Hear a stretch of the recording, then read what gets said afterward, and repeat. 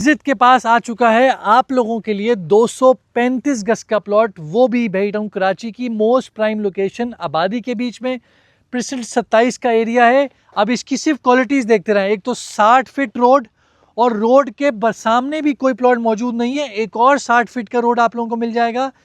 Plot आप लोगों का रोड के ऊपर होने के साथ साथ बिल्कुल बैक साइड पे आप लोगों को पार्क की लोकेशन मिल जाएगी। और आगे चलते हैं, अभी भी बस नहीं हुआ तो आप लोगों को यहाँ पर पीछे मस्जिद वॉकिंग डिस्टेंस पे मिल जाएगी।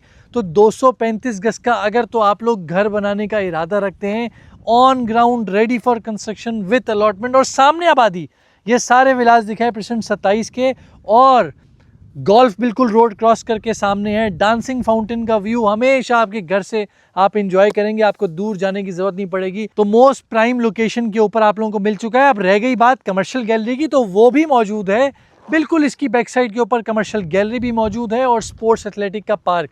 तो मुझे नहीं लगता कि इतना बड़ा साइज 125 गज के पैसों में आप लोगों को यहाँ पर 235 गज रोड का प्लॉट ऑफर करने आ चुका हूँ। तो अगर आप इंटरेस्टेड हैं, नीचे दिए हुए नंबर पर रब्ता करें। खुदा हाफिज।